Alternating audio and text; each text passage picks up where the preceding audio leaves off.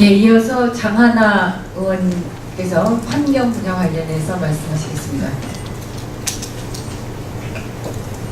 네, 환경노동위원회 소속 장하나 의원입니다. 박근혜 대통령이 민생 법안 30개 빨리 국회에서 처리해야 되는데 야당이 발목 잡고 있다고 얘기를 하고 있는데요.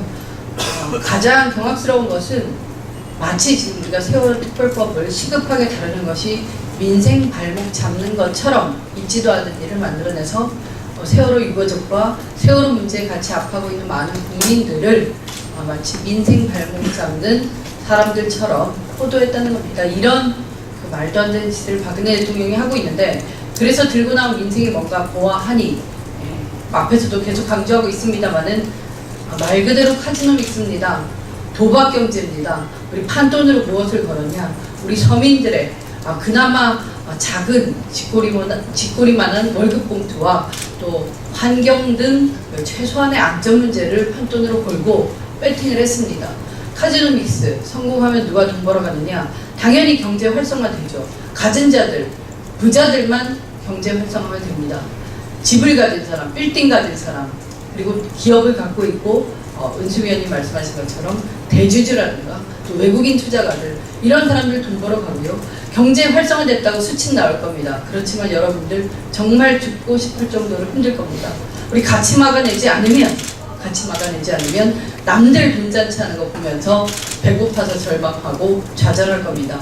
그리고 가장 속상한 것은 우리 아이들이, 미래 세대들이 안전하고 깨끗한 나라에서 살지도 못하도록 우리 국토가 파탄이 날 거란 얘기입니다. 환경 얘기 앞에서도 말씀하셨지만 간단히 짚어보겠습니다.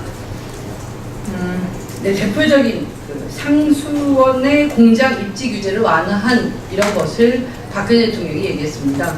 이 규제의 기원을 말씀드리면요, 1991년 3월 경상북도 구미시 두산전자에서 페놀 원액이 유출된 사건 때문에 만들어진 규제입니다.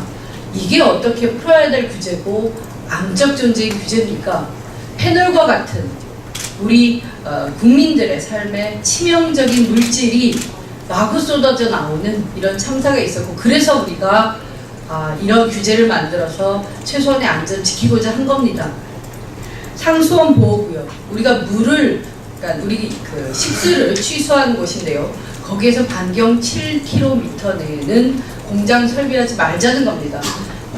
만약에 일어날지 모르는 화학 물질 유출 사고로부터 국민들의 식수원을 보호하자는 아주 상식적인 규제고요.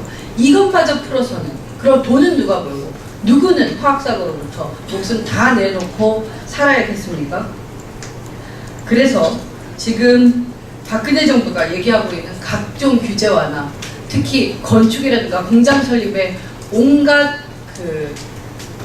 아주 기본적인 이런 가이드라인들을 없애고 일사천리로 우리 돈만 벌면 된다라는 발상은 정말 70년대, 60년대 그 이전에도 사실상은 찾아보기 힘든 몰상식한 발상이다, 이렇게 말씀드리겠습니다.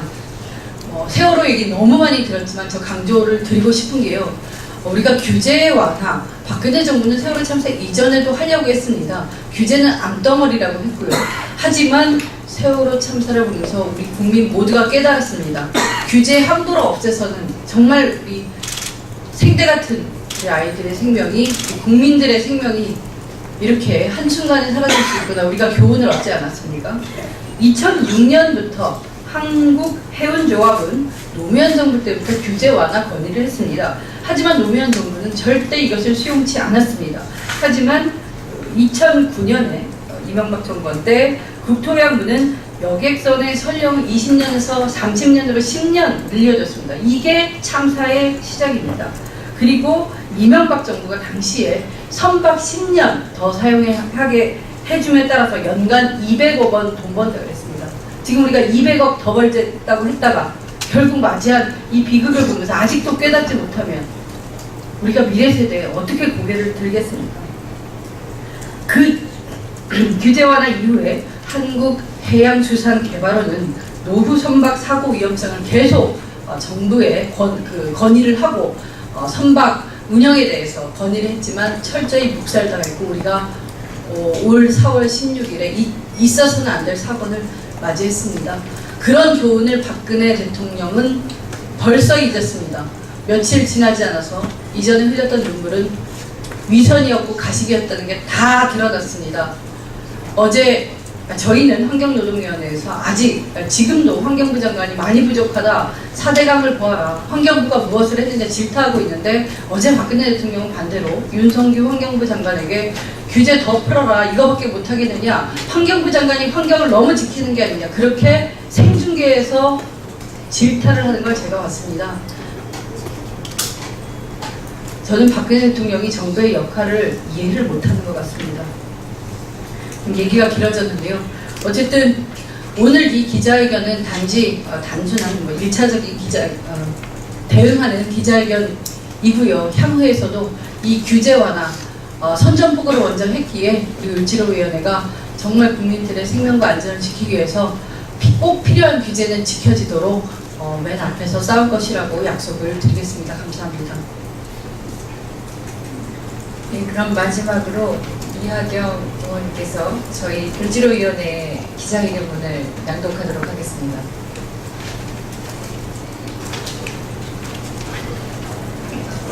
마치 규제는 악처럼 지금 이 정부는 몰아가고 있습니다. 그러면 우리가 사거리 건널 때 규제하게 하는 교통신호 없애버려야 되죠. 자동차가 마음대로 달릴 수 있어야 되죠. 그렇게 되면 시민들의 안전은 누가 지켜줍니까? 꼭 있어야 될 규제 마저 풀겠다고 하는 이런 박 대통령 모습에서 놀라움을 금치 못할 수 없습니다.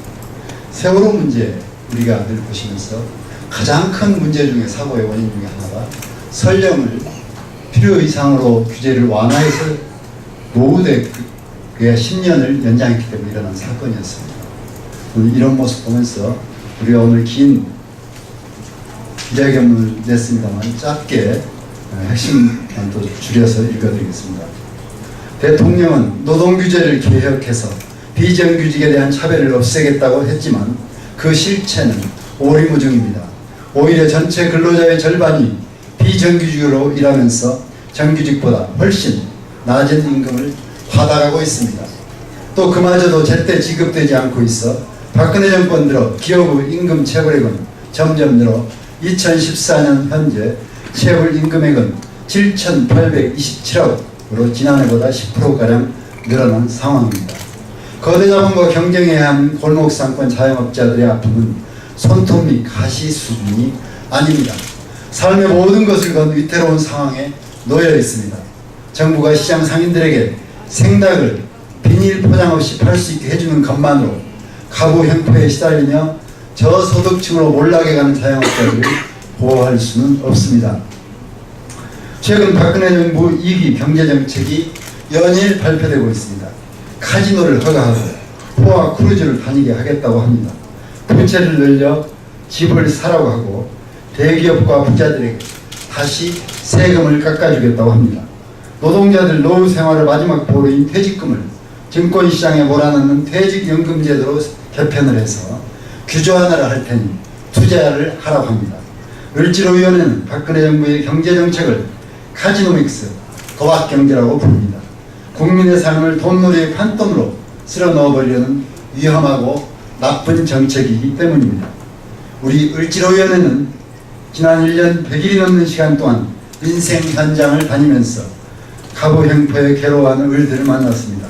우리는 그들을 보호하는 것이 국민을 지키는 것이라는 것을 알았습니다.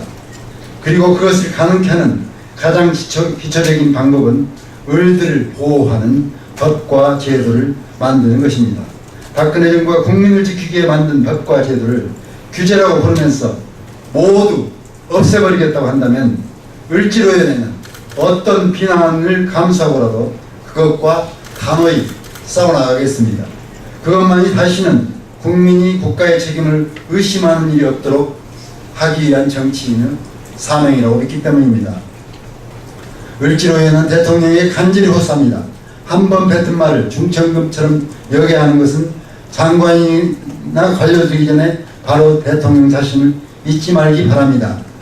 대통령은 규제 완화만이 선인 것처럼 하지 마시고 우리가 만든 규제 하나하나가 국민의 삶을 어떻게 지켜주는지 다시 확인해서 국민의 삶을 지키고 안전을 지키는 소중한 규제들을 꼭 살려서 국민의 안전을 지키는 대통령이 되기를 다시 한번 경고합니다.